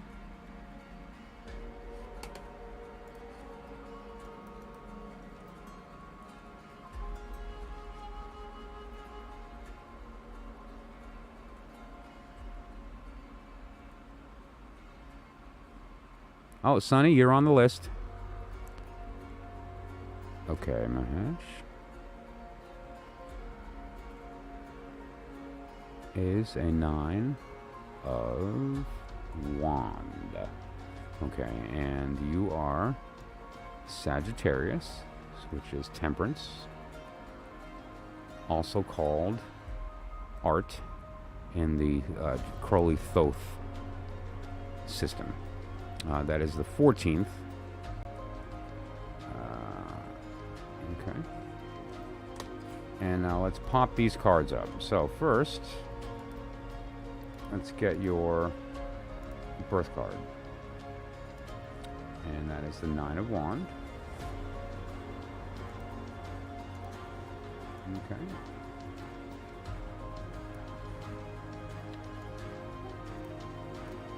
Then we have Temperance. Temperance is your major.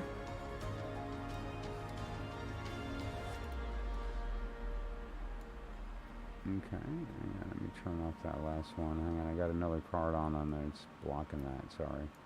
There we go, okay. And the final card I'm going to pop up is today's card. This is the card of the environment that we're currently in karmically, right? So this is going to help us look at where we are.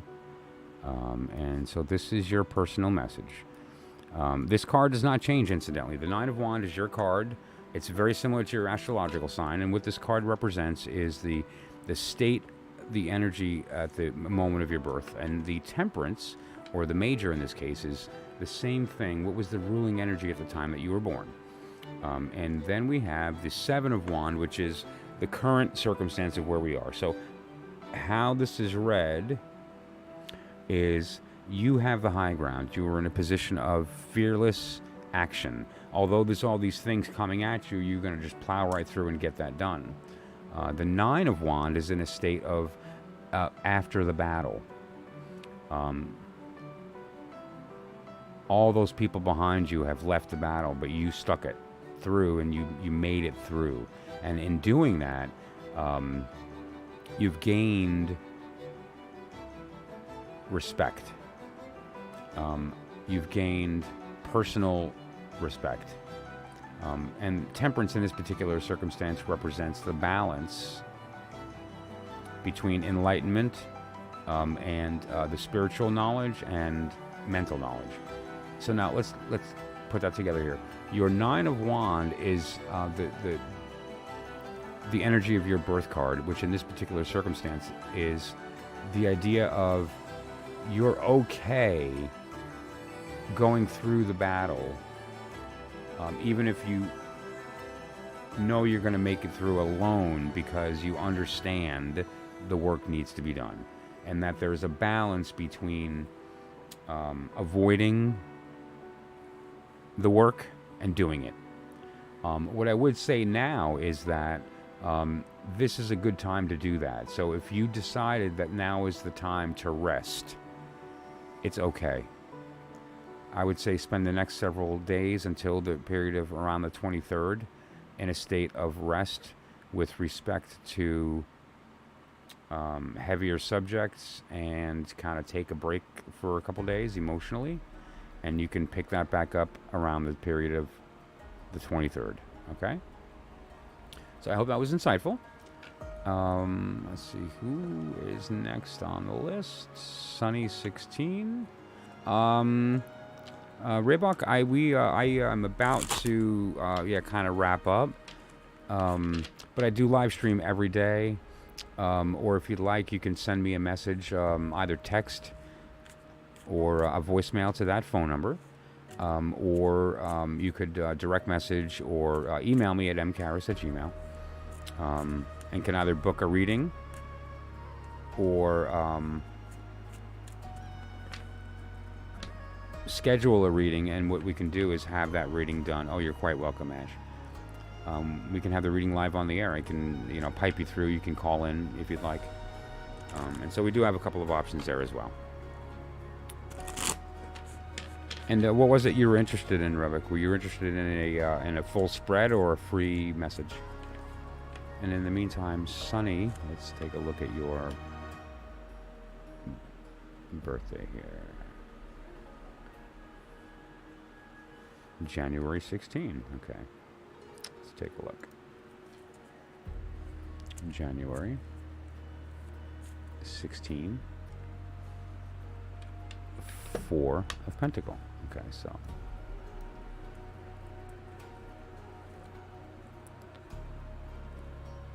Oh, tell me about that. Sunny 16.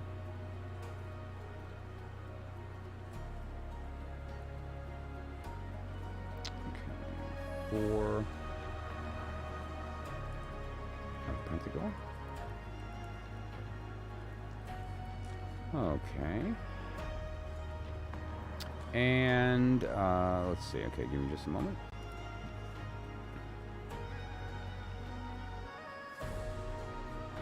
Four of Pentacles, Capricorn. Capricorn. Okay.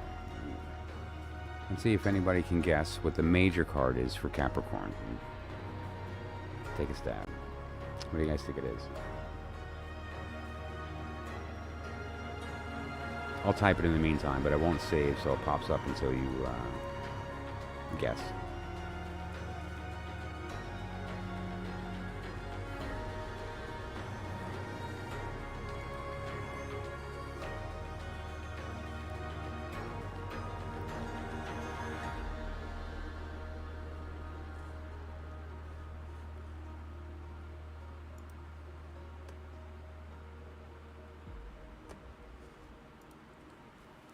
Very good.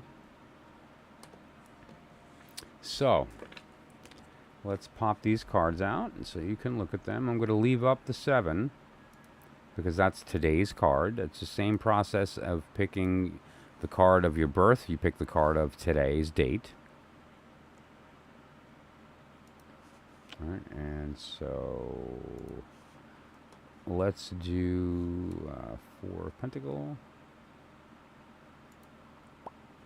Okay. And the Devil.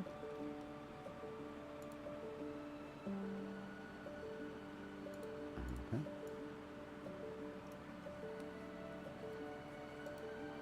Okay, this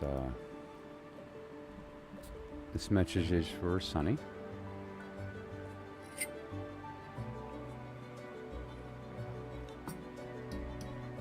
The card of your birth does not change throughout your life. It's sort of a tarot equivalent of your astrological sign, right? And so your birth card is the 4 of Pentacles. The 4 of Pentacles refers to a couple of different energies here. First of all, major stability, right?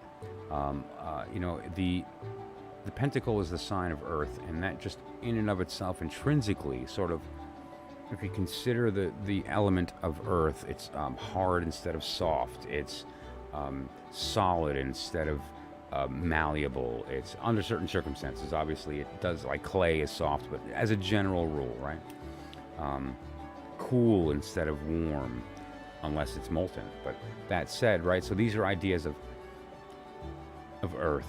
And one of the examples too, the number 4 is a very stable shape, right? It's almost like a stool with 4 legs is more stable than a stool with 3. And that also said, there's an implication of reliability.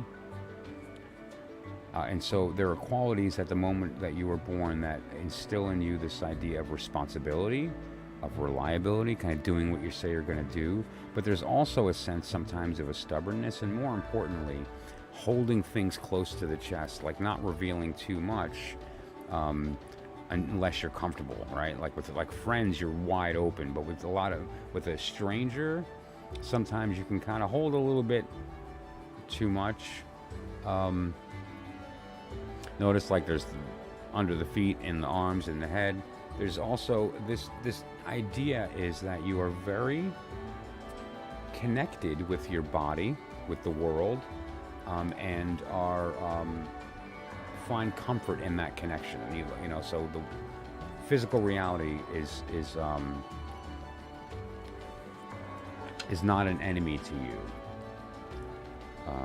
spiritually at least. Like now the Devil is a different story. What we have in the Devil here are a couple of individuals kind of tied to this thing, and they're, right now.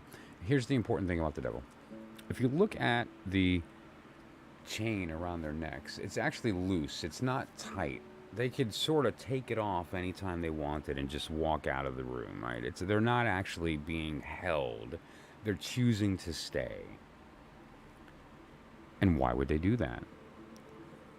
Because of the power of the devil. Now, let me explain the devil's power. The devil's power is the mind. Actually, let's look at Lon Milo Duquette's version of the devil, because it's a perfect illustration.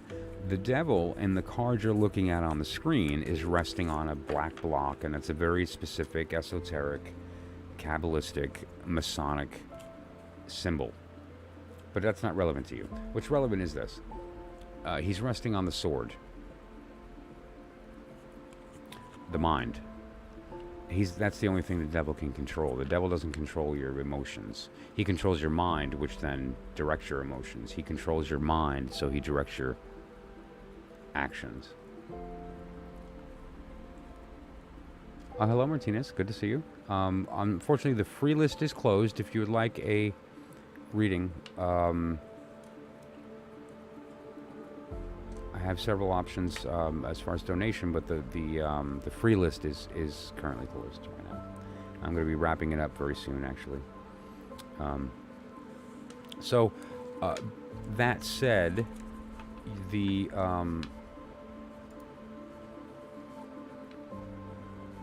lesson in the devil is the fact that you have control of that, and what you need to do is to take back agency. The devil requires our participation, our permission, and so we revoke the privileges. And in doing so, we become more ourselves and are able to kind of escape that energy. But there's another warning. Okay, Sonny? There's a propensity toward addiction. There's a propensity toward overuse or abusing behaviors that are not good for us. Overeating, or drug abuse, or alcoholism, or sex abuse, or cutting, or there's a million different ways that can manifest. And individually, with a quick 3-card reading, it's impossible for me to see that. Not that I would reveal it on stream anyway. But that said, these are things that you need to consider, because that as your major card just means that it's kind of, that environment is with you always. There's this side of you that you can slip into that you sort of step out of reality and can get lost in, and it's important that you don't do that, because your birth card gives you the stability to maintain a solid composure, but that doesn't mean you're not suffering on the inside. And now your personal message, when we apply that to the card of the day, which is this idea of not courage, which is acting in spite of fear, this is fearlessness. So courage isn't even necessary. You're fighting the battle, you're mowing through the opponents, you're feeling good, there's no injuries, you're coming through and you're going to win this fight. When we combine these 3 ideas, we have the idea of winning the fight with confidence and having a solid foundation, and in doing so, being able to forego succumbing to your base desires. And this week is not a bad week to do that, to kind of stop, take a breath, and say to yourself, what behavior am I expressing right now that I know is bad for me? And I'm gonna take this opportunity of the energy going on in this week to let that go, even if it's for a day or two, to just kind of say, I'm not going to allow that behavior, or I'm going to begin to take the steps to change that. Because what that can wind up doing is giving you all kinds of power to make changes positively, to attract things in your life that you want, and to the things that the people you love want, and that's always a positive thing. So okay, I hope that was insightful. And what I would say is if anything I'm saying tonight resonates with anybody, or you're get any value out of what I'm doing, please consider liking the video and commenting.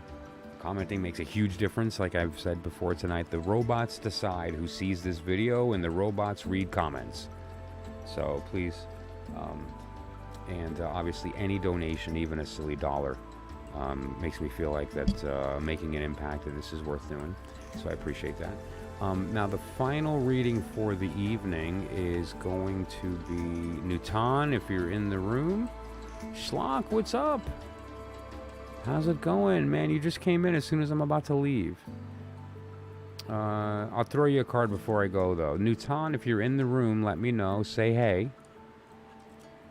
I'm about to sign off, so real quick, thank you, Sonny, so much for coming in. Don't be silly. Anytime. I try to stream every night. I can't guarantee it. You know, life happens. And anytime you want to pop in. And I have a promotion going on right now. It's come up a couple of times, but anybody who donates $10 or more for any reason, whether that's a reading, whether that is you really, really like what I'm doing and want to buy me a cup of coffee, like for whatever reason, gets a free incense kit, and that includes a box of cones or sticks and an incense holder, a little metal or stone holder. They're really cute. Okay, so just and that's for anyone in the United States and Canada. No shipping or anything. I'll just send it out to you as a thanks. Okay, so Newton, if you're in the room, please let me know. And real quick, this is for you, Schlock, since you popped in right as I'm leaving, and I'm sorry, my friend. Let's see. 10 of discs. That is a yes. Now, I will say this. There does seem to be a little bit of potentially a drive that is sort of physical. Okay? This is for Schlock. Alright, there's a little bit of a physical vibe. So, loyal, but selfish. Like, internally, there's this idea that, like, they're getting something out of it, and that's why they're loyal.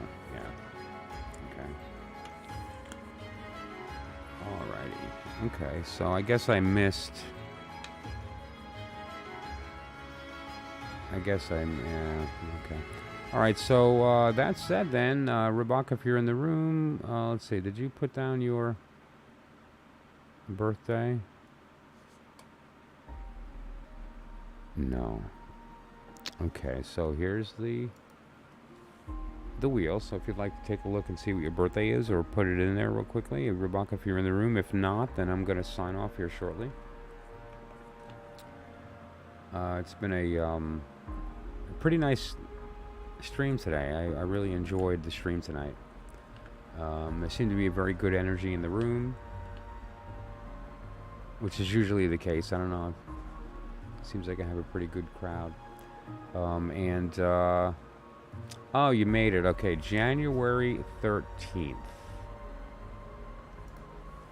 Let's see, January 13th. 4 of Pentacle.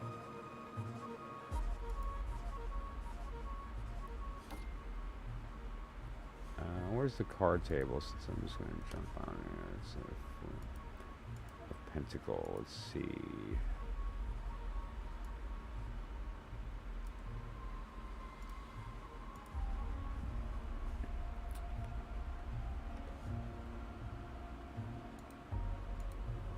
Okay, hang on a sec for me.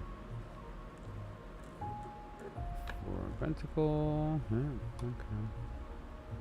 Oh, it's funny. You have a very similar to Sunny.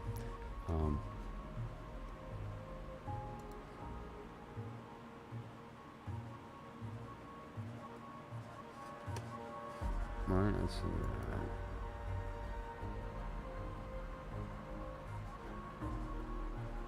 January 13th, yeah, that's correct. Okay, so let's do this.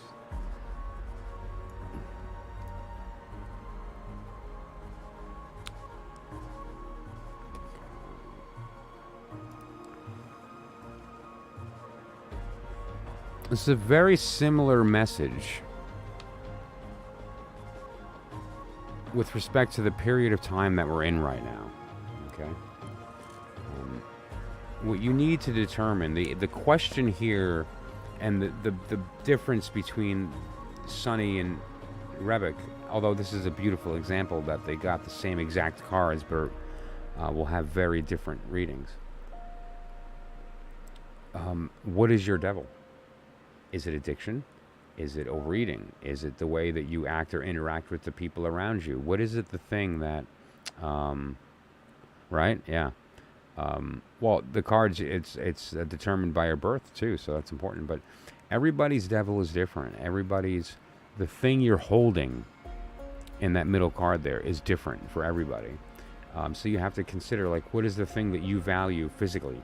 Not your emotional values, not the things you value mentally or spiritually, but physically, the things that you like and want and that you hold dear. Also, what is your devil? What is the thing that's binding you, and what is the thing that you abuse? The thing that you know is bad for you that you do anyway? That's a good question, right? And so that, yeah, right? That's could be relevant. I enjoy marijuana. And I can tell you that there were many times in my life that I used much too frequently, and that really can have an effect on your emotional system. It can have an effect on the way that you react in social situations. It can have a very deep effect on your self-esteem, believe it or not. So, use is good, abuse is not.